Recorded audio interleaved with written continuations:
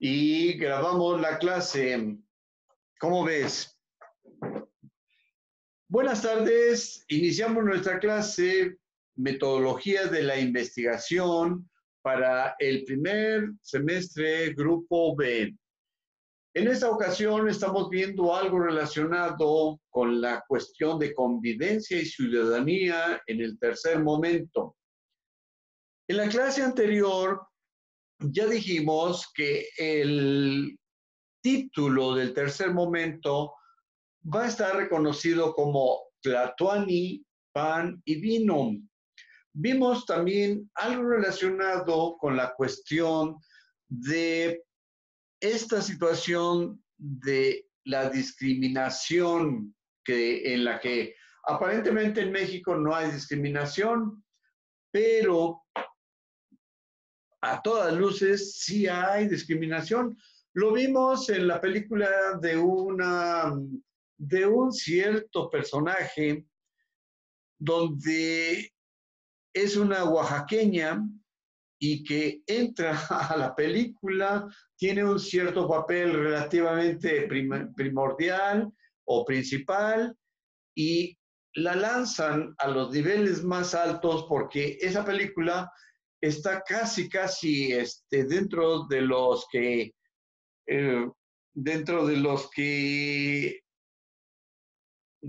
van a ganar o a entrarle a la cuestión del premio por el Oscar, más o menos. Báez Alonso.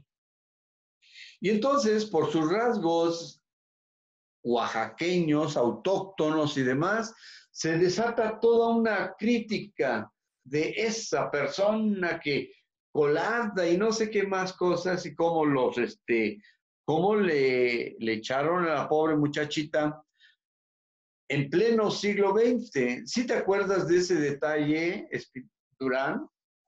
O Elías, o Catherine, ¿sí se acuerdan? ¿No se llama la película Roma? Sí, efectivamente. ¿Y cómo se llama la actriz?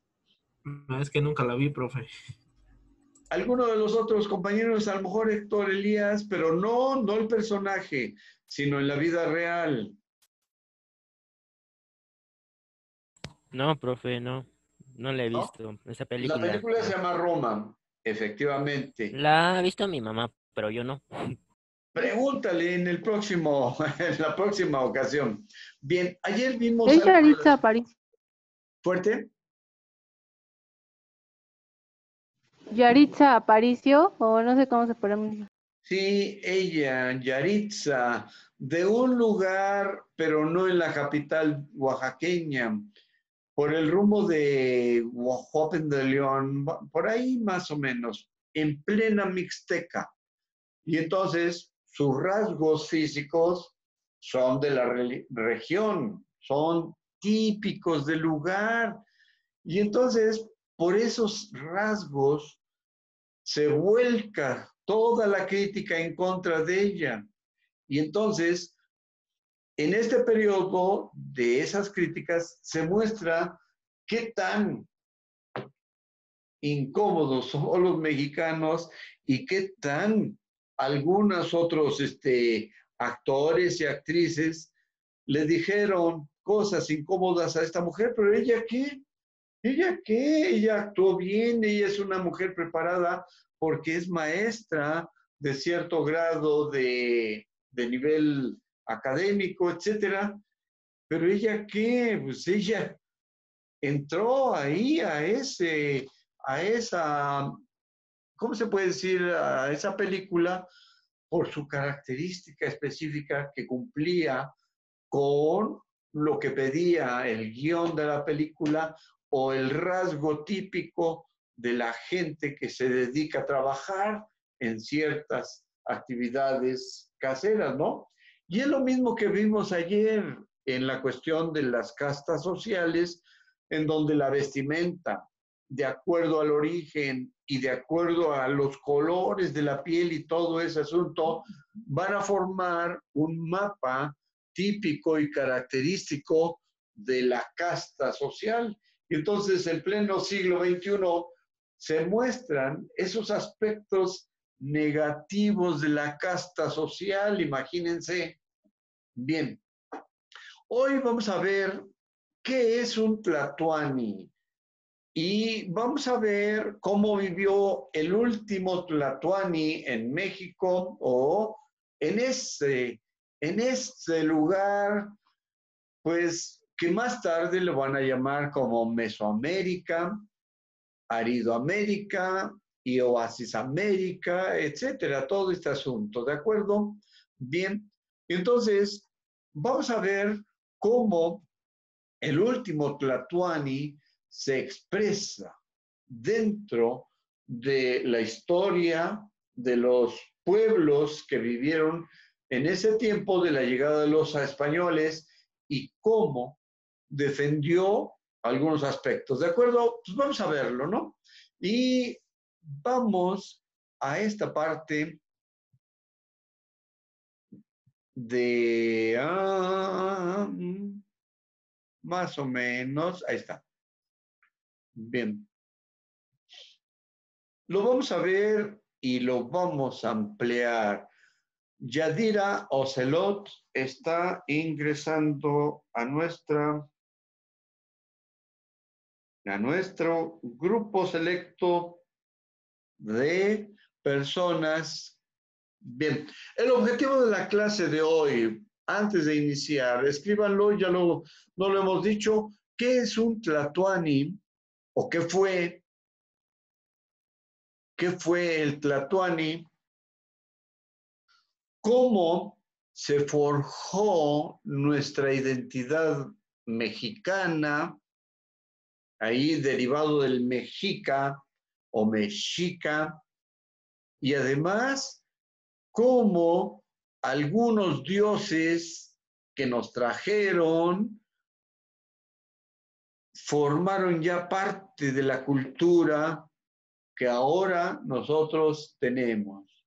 Bien, y entonces vamos a ver qué onda con esto, qué plan con esto. Porque es importante entender el origen, es importante entender todos y cada uno de los rasgos que hay en nuestra cultura. Bien, entonces continuamos.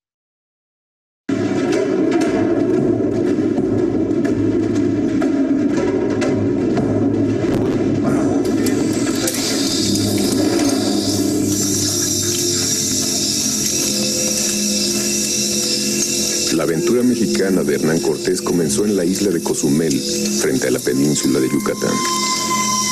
Fue la primera escala en su viaje que culminaría en la Ciudad de México, de la que habían hablado las expediciones de Hernández de Córdoba y la de Grijalva, expediciones mandadas por el gobernador de Cuba, Diego Velázquez, tiempo atrás.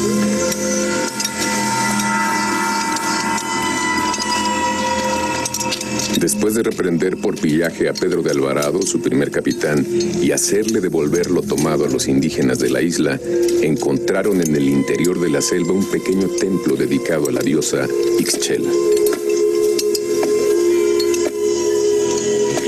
La fe cristiana fue uno de los argumentos que sirvieron para la conquista de Cortés. En aquella época Dios marcaba la vida de todos los europeos de forma indiscutible. Los dioses indígenas y los sacrificios de sangre que les ofrecían horrorizaron a los españoles, a pesar de que en Europa, por una simple sospecha, podían torturarte durante días y quemarte en la hoguera en nombre de Dios. Ahí, esa es una pequeña introducción que me gustaría que lo dejáramos como introducción a los temas que estamos viendo. Los dioses mexicanos, y luego vamos a ver la cuestión de este es el triste final del último tlatoani.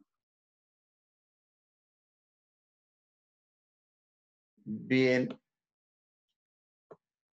Vamos a ver ya vimos el papel que cumplió el señor Cortés, Hernán Cortés, pero ahora vamos a ver un poco de cómo fue el encuentro y cómo fue el sacrificio del último Tlatoani. ¿Qué fue o qué es un Tlatoani en términos generales? Bien, pues vamos a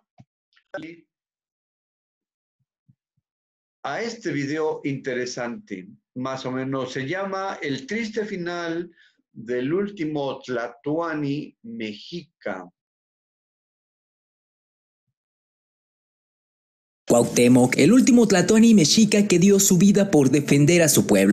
Bienvenidos a Nopal Brothers y Nopal Sisters a este nuevo video del Nopal Time Stops. Mi nombre es Marvin Lara y hoy te contaremos la historia de Cuauhtémoc, el último tlatoani mexica que dio su vida para combatir a los españoles. Llegó en un momento difícil con las fuerzas ya disminuidas por las batallas y las enfermedades, pero sabía que no podía quedarse con los brazos cruzados y debía que defender incluso con su vida la dignidad de su pueblo. Cuauhtémoc es símbolo de valentía ante la tortura. Pasajes de su historia se han convertido en leyenda, pero muchos otros siguen siendo todo un misterio. Pero ¿te gustaría saber cómo fueron los últimos días del poderoso tlatoani mexica? Pues aquí. Bien, ¿sí se escucha más o menos? Sí, profe. Perfecto. Bien, escriban esto, que la historia que van a contar ahorita está relacionada con este libro de Bernal Díaz del Castillo, Historia verdadera de la conquista de la Nueva España. Bernal Díaz del Castillo escribió ese libro. Creo que yo tengo un libro de esto y todavía bien escrito en la forma original. Bueno, continuamos.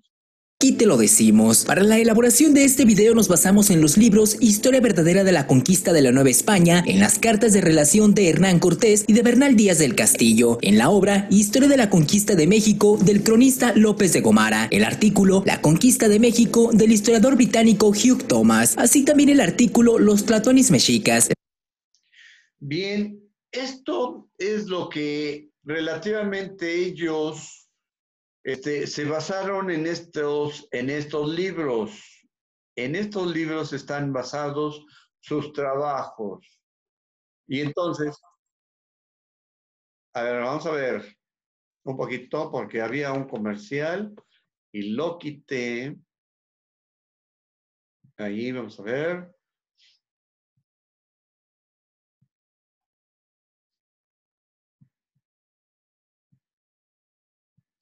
Lo tuve que quitar porque se atravesó un comercial. Bien.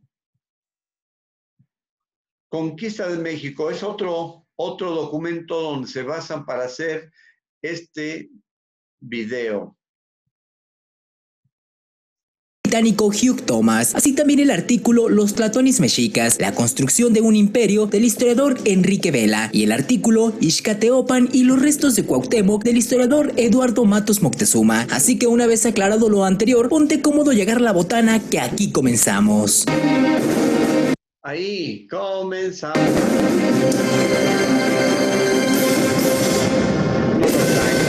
Número 1. El origen de Cuauhtémoc. Nacido alrededor de 1500, fue hijo de Ahuitzotl, octavo tlatoani mexica, y de Tlaquepatl, quien era hija de Moquihuix, el último gobernante de Tlatelolco antes de ser conquistado por los mexicas. Su nacimiento se dio en un día que coincidió con un eclipse solar, preludio que representaba un mal augurio, y por ello los sacerdotes le dieron el nombre de Cuauhtémoc. El nombre de Cuauhtémoc puede traducirse literalmente como águila que cae, que es la versión más conocida. Sin embargo, resulta más adecuado interpretarlo como águila que desciende, pero realmente lo más indicado es hacerlo como sol que desciende, pues debemos considerar que el águila es un ave asociada con el sol, y es en ese sentido que se le relacionaba con los gobernantes mesoamericanos. Como todo joven de las familias principales mexicas, asistió al Calmecac, el centro de instrucciones de todos los nobles, y al cumplir los 15 años completó su educación en el Telpochcali, la escuela obligatoria en la que todos los varones aztecas recibían la formación militar. Pronto destacó como combatiente y tras alcanzar el grado de Tlacatecatl,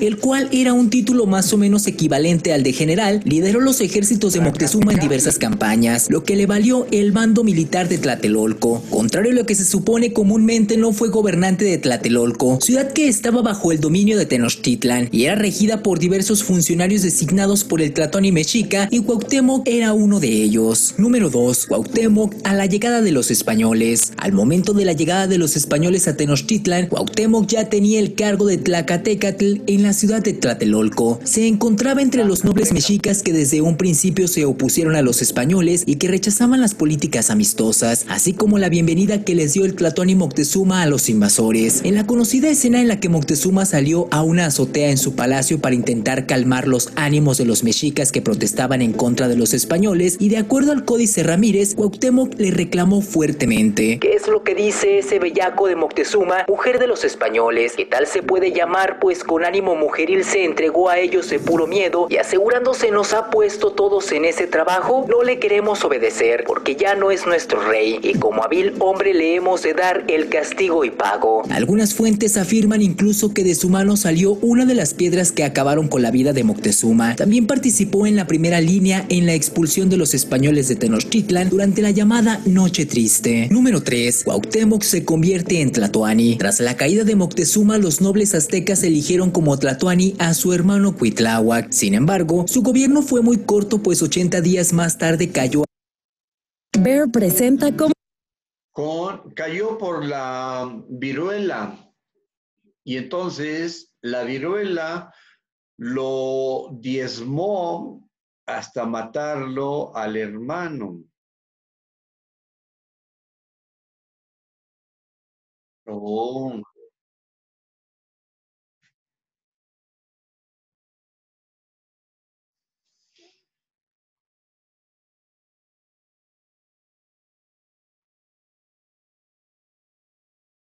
Está un comercialote, pero largo. Ups. Cancelemos. Se nos atravesó un video incómodo. Ay, Ya sabe cómo es YouTube, profe. ¿Mandé? Ya sabe cómo es YouTube con los anuncios. Sí, cómo, qué mala onda. Ay, esta cosa. ¿Pero sabe por qué aparecen? ¿Por qué? Porque así lo que aportan los creadores al video, le pagan eso a YouTube. Ajá, sale, ya lo recuperé. Y entonces estamos en la parte esta de que Cuitláhuac es nombrado tlatoani, pero su reinado es muy corto. Entonces, vamos a ver, ahí están. Está interesante esto. ¿Por qué nosotros como mexicanos pensamos de una manera? En septiembre de 1520 los aztecas eligieron como sucesor a Cuauhtémoc. Para reafirmar su posición tomó como esposa a la viuda de Cuitláhuac, de Huitzilopochtli, más tarde llamada Isabel de Moctezuma. El nuevo tlatoani se preparó. ¿Ya se oye? ¿Durán? Ya. Perfecto, vamos a continuar. Para defender a su capital de la contraofensiva de Cortés, que comandaba un ejército formado por 900 españoles y 150,000 aliados. Algunos historiadores refieren que tenía 20 años a su llegada al poder. Sin embargo, otros como Bernal Díaz del Castillo refieren que su edad era cercana a los 25 años. Pero cualquiera que sea el dato correcto, sobra destacar la juventud con que adquirió el más alto cargo que existía dentro de la sociedad mexica. En sus primeras acciones, Cuauhtémoc se dio a la tarea de reorganizar el ejército mexica, reconstruir la ciudad y fortificarla para combatir a los españoles, pues suponía que estos regresarían a pelear contra los mexicas. Ordenó hacer más profundas las acequias, izar los puentes que unían la ciudad a tierra firme y hacer acopio de armas y víveres para llenar los silos de Tenochtitlan. Envió embajadores a todos los pueblos solicitando aliados, disminuyendo sus contribuciones y quitándolas a algunos. Sin embargo, era mucho el resentimiento histórico que tenían en contra de los mexicas o el temor a enfrentar a los invasores, pero la respuesta de unirse para combatir a los españoles fue prácticamente nula. Los españoles regresaron un año después de haber sido expulsados y con ello venía un contingente de más de 100,000 aliados nativos, la mayoría de ellos tlaxcaltecas, históricamente enemigos de los mexicas, dando lugar a a un gran número de enfrentamientos que encabezó el Tlatoani Cuauhtémoc. Número 4. La caída de Tenochtitlan. A pesar de todos los preparativos llevados a cabo por Cuauhtémoc, nada impidió que los españoles pusieran sitio a Tenochtitlan y la bloquearan gracias a los bergantines que construyeron para navegar por la laguna que rodeaba la ciudad. Esto obligó a Cuauhtémoc y a los suyos a retirarse a Tlatelolco, donde padecerían hambre y sed porque no tenían que beber sino agua salada de la laguna. En poco tiempo la situación se volvió desesperada y así lo comunicó Cuauhtémoc a sus generales, pero estos resolvieron seguir con la lucha. El Tlatoani les advirtió que en adelante ninguno osase demandarle paces o serían castigados. La situación era cada vez más apremiante. En la cuenca de México, Xochimilco tomó partido por Cortés y se rindieron Chalco y Texcoco. Cuauhtémoc intentó recuperar Xochimilco, por lo cual envió alrededor de 10,000 hombres en 2,000 canoas y a pesar de dar una digna batalla, al final los españoles resultaron vencedores y reafirmaron su posición con miras al asalto definitivo a Tenochtitlan. Tras duros enfrentamientos, Cortés poco a poco fue ganando posiciones ante una defensa cada vez más desgastada por la lucha, la escasez de provisiones y las enfermedades. Pese a ello, Cuauhtémoc seguía decidido a no rendirse, hasta que el 13 de agosto, cuando los españoles y sus aliados dieron un asalto final a Tlatelolco, trató de escapar en una canoa junto con su familia y algunos altos dignatarios para poder seguir la lucha en otro lugar. Sin embargo, los españoles divisaron a lo lejos la canoa en la que huía el Tlatoani y le cortaron el paso con un bergantín, ante lo cual Cuauhtémoc, viendo que era mucha la fuerza de los enemigos que le amenazaban con sus ballestas y escopetas, se rindió. En su concepto, esta rendición implicaba que Tenochtitlan sería vasallo del rey de España y estaría obligado a pagarle tributo. Sin embargo, no podía imaginar que lo que estaba a punto de suceder era la desaparición del mundo en el que su pueblo había alcanzado un poder y un esplendor sin comparaciones en estas tierras. Número 5. Captura de Cuauhtémoc y su diálogo con Hernán Cortés. Según las versiones de los españoles, Cuauhtémoc fue tomado prisionero por el capitán español García Holguín cuando huía de Tlatelolco en una canoa y fue llevado ante Cortés, quien le exigió su rendición. Fue tanta la importancia que los españoles concedieron a la captura de Cuauhtémoc que existió una disputa entre García Holguín y Gonzalo de Sandoval por atribuirse el mérito de la captura. Omita este vídeo sin... Vamos a quitar este comercial nuevamente. Ya, lo quitamos y otra vez esta cosa. No, no, no. Hoy no es importante. Hoy no es importante. Bien. Es que le están dando importancia al hecho de que va a regresar un cierto personaje de la milicia mexicana de Estados Unidos. Continuamos. Escudos de armas, como lo estuvo la cabeza de... ¿A ti qué te levanta cada mañana? Otra vez. Ahora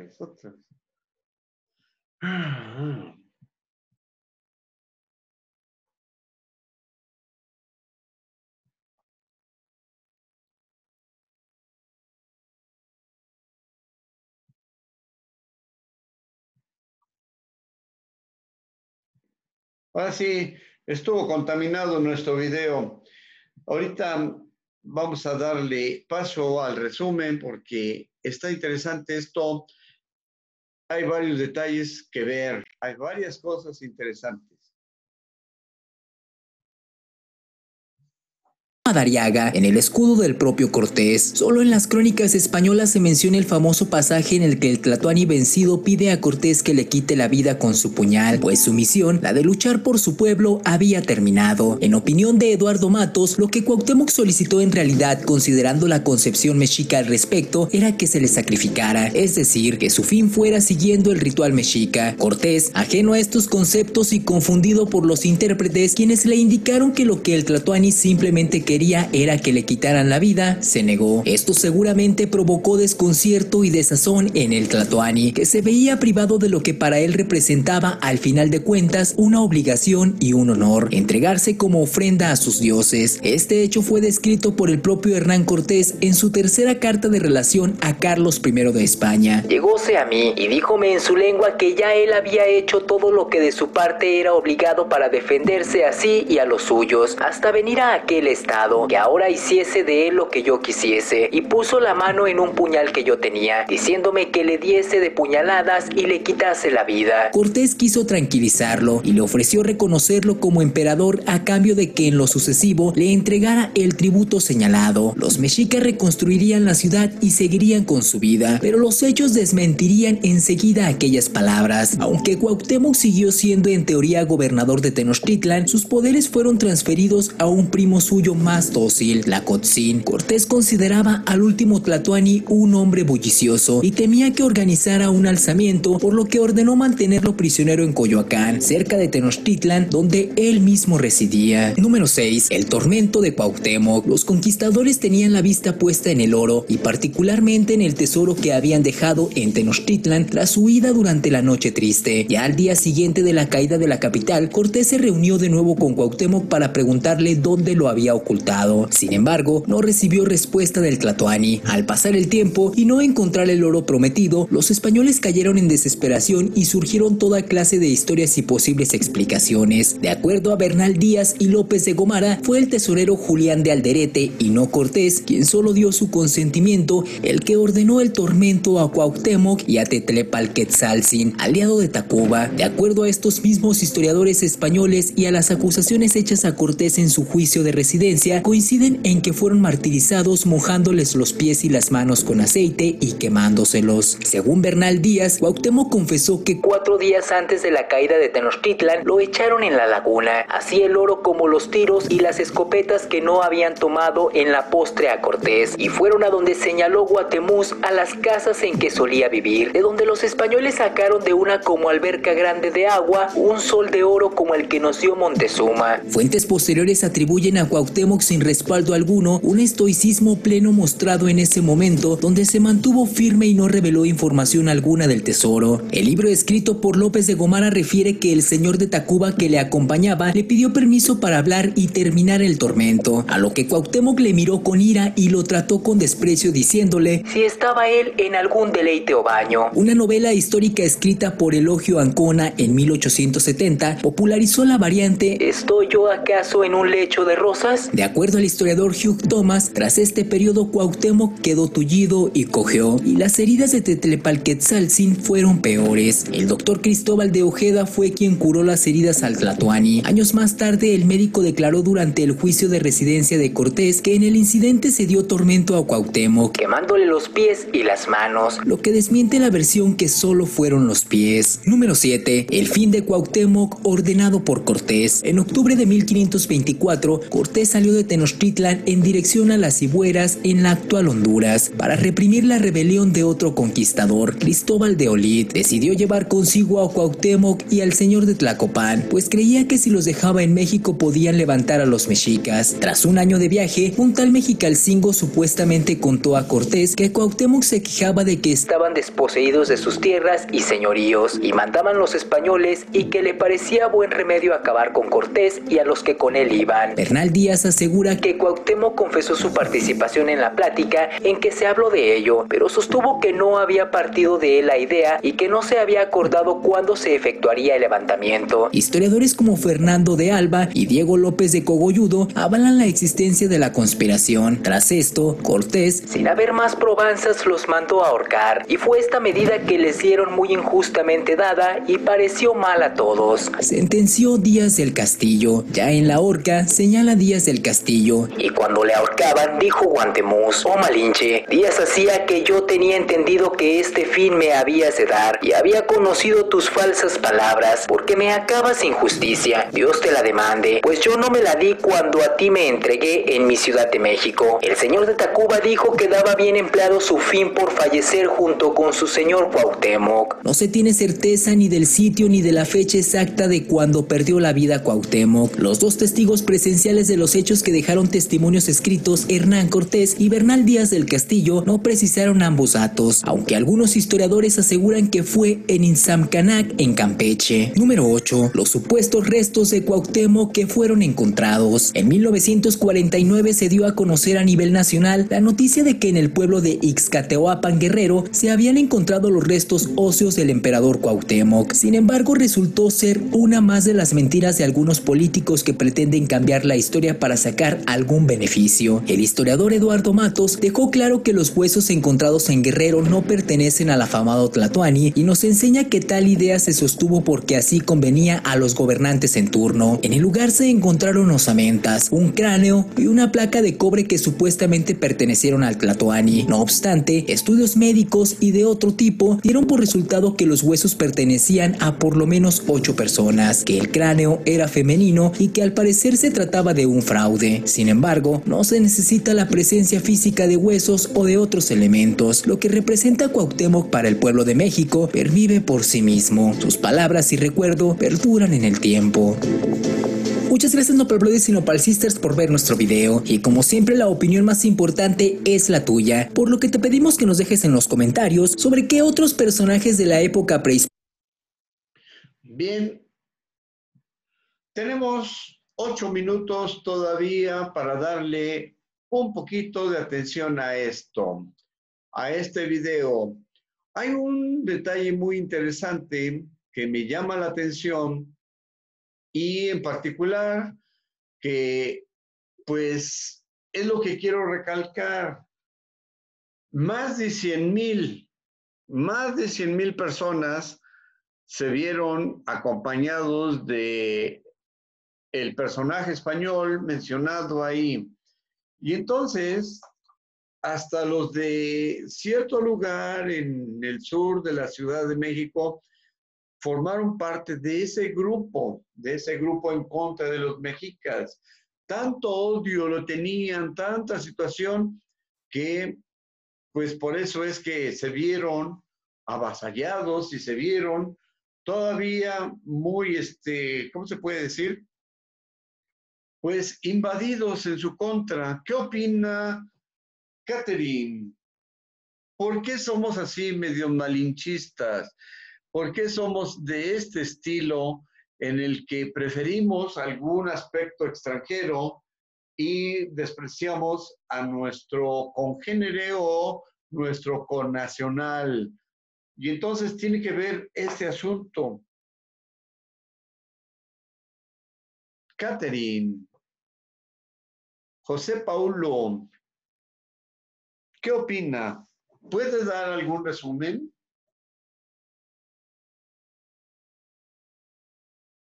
Mi opinión acerca del video, Ajá.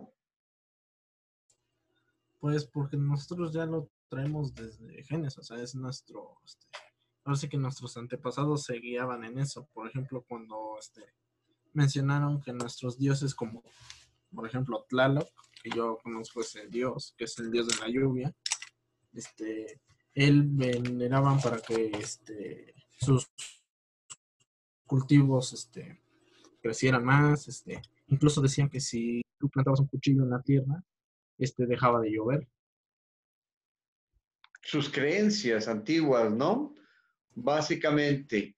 Bien, ¿qué otro detalle? ¿Qué otro detalle de por qué los mexicanos tenemos cierta forma de pensamiento? Pues ahí se ve reflejado, pues todos contra uno, ¿no? Todos los pueblos sometidos antes de los españoles tuvieron la oportunidad, entre comillas, de liberarse de este grupo de sanguinarios, guerreros, etcétera, etcétera.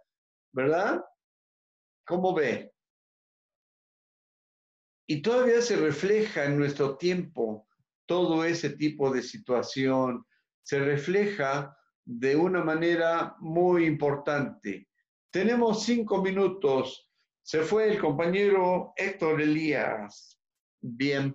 ¿Qué dice al respecto Yadira o Brisa?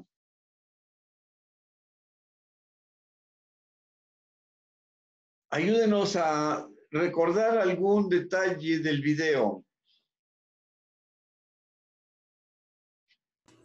Profe, Diga.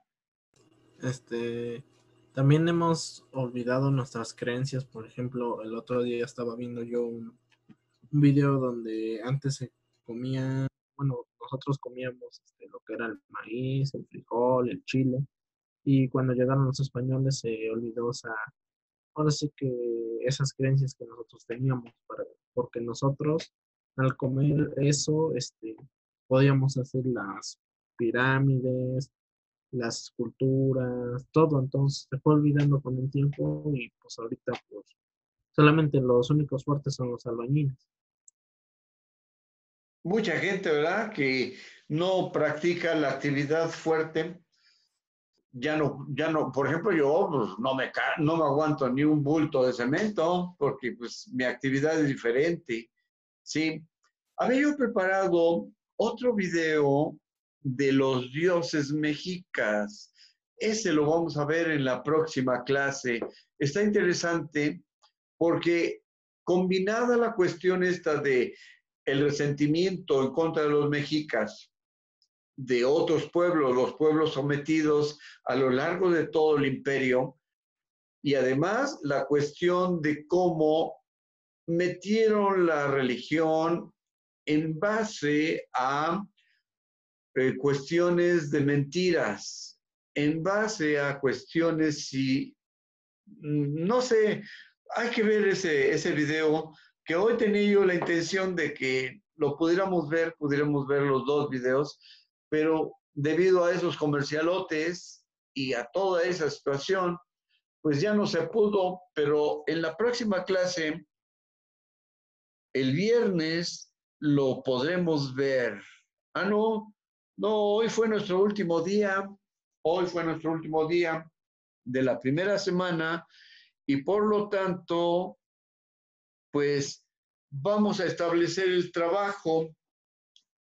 El trabajo que vamos a establecer para la primera semana y va a aparecer en la guía es un resumen de las castas, un mapa o una, ¿cómo se puede decir? Una clasificación de castas, poniendo los detalles, escribiendo los detalles de la vestimenta, cómo es el descendiente cuando se junta un lobo con un negro o un mestizo con una española, etcétera. Ese va a ser el primer trabajo que vamos a solicitar de la primera semana. Una especie como de árbol o el mapa o la representación de las castas en el periodo de la colonia. ¿Cómo ves, Durán? Está interesante, ya que vamos a retomar así que el tema de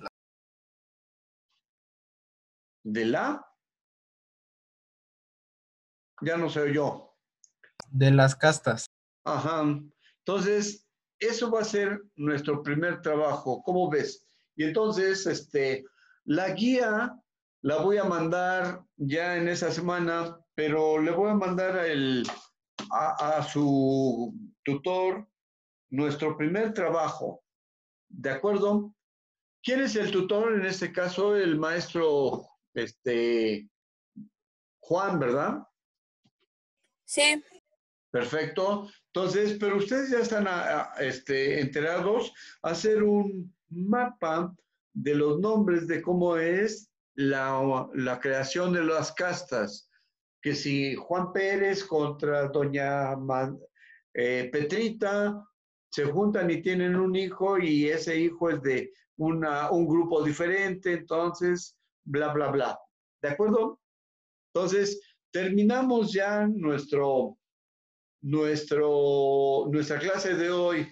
Agradezco su presencia y bueno, pues Héctor Elías salió, ya tenemos menos de un minuto.